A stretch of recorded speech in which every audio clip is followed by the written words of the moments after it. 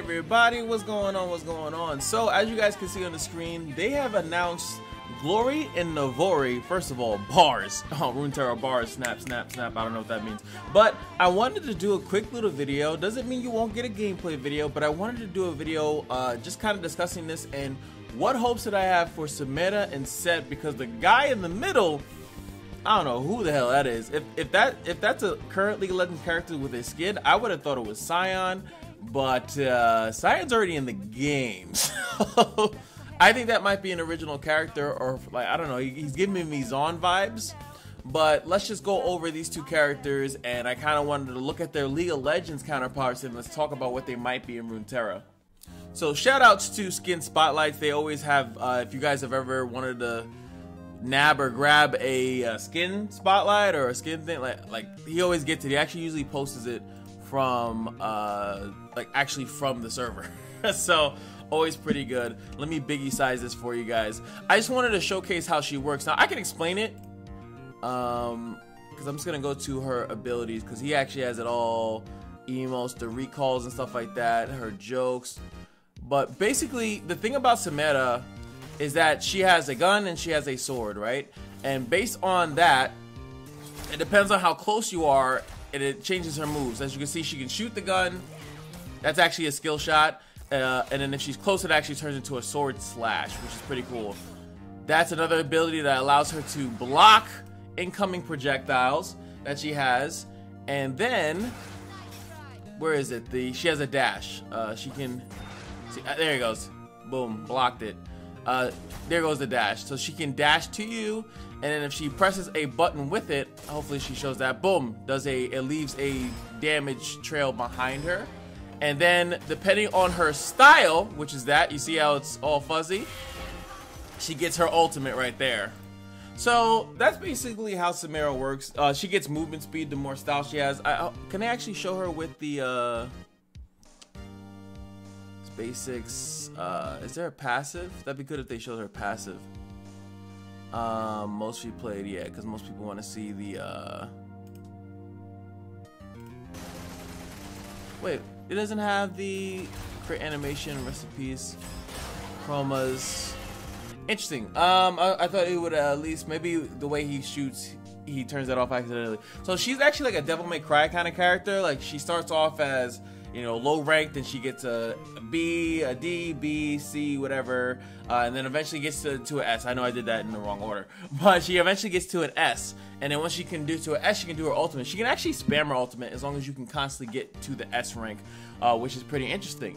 That's why she's one of the most craziest characters to get multi-kills. Like, she actually she can get like multiple kills because she can get her ult, and she does a ton of damage. So what would she do in Runeterra is the question, right? So how do you do this? So first of all, she could be a skill-based character, right? So let's utilize our boy in the hood.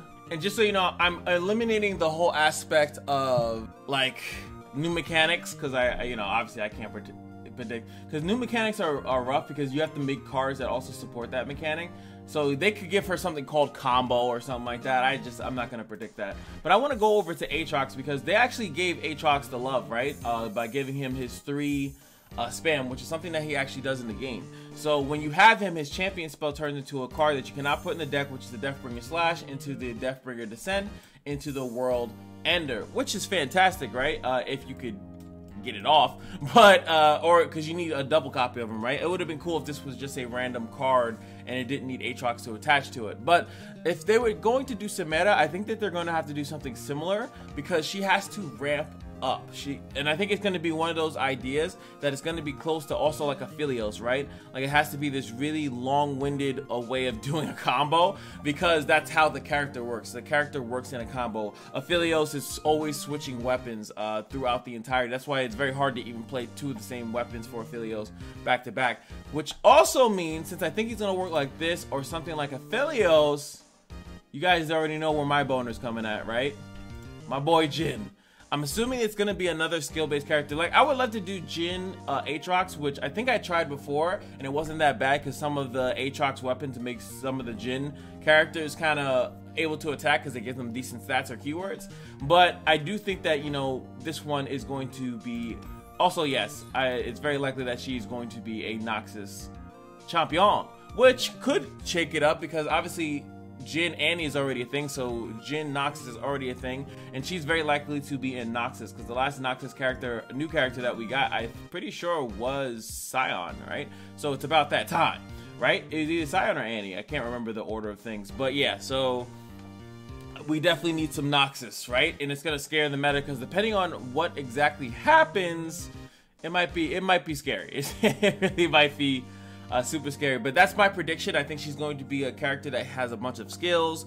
I don't know about if they want to do burst speed because then obviously she wouldn't work, but she has to combo stuff, so I could see burst. Like you do have to, or focus speed to be more fair, right?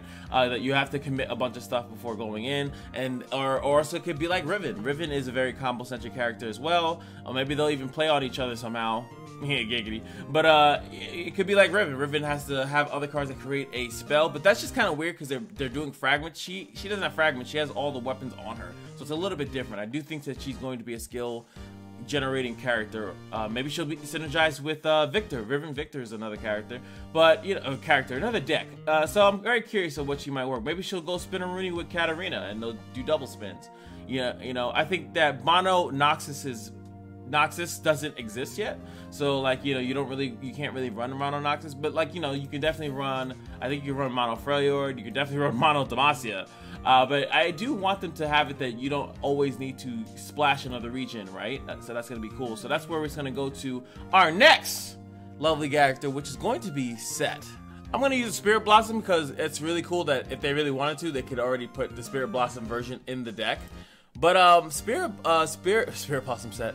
Set, good ending, bad ending. Yeah, it's a very intricate skin actually.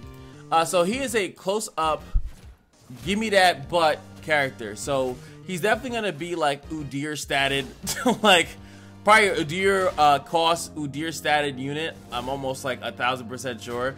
Like, there's no way that when you're big and bulky, you can't be a low cost. That's just disrespectful. So I'm definitely assuming at least 5 costs, if not 6. But you know, they've been going away from making things 6 costs, right? Unless it has a significant like thing. So you see that he has a Q that's like his fists turning different colors. He does a QQ, and then this is the you just saw the punch, right? And pretty much he stacks up damage, and then his W will do a lot of damage. Like, that's a lot of damage that comes out of. So that has to be one of his main mechanics right there. Because the punch is like kind of what puts Set on the map. It's like one of his strongest skills. If you get hit by the middle part here, it does true damage. So they could incorporate that. Like maybe if the character, if Set is HP, which would be so cool, right? If his HP is a certain thing. So it's like, it would be the most interesting because one, he's 100% going to be Ionia, by the way. So we're getting an Ionia another Ionian champion.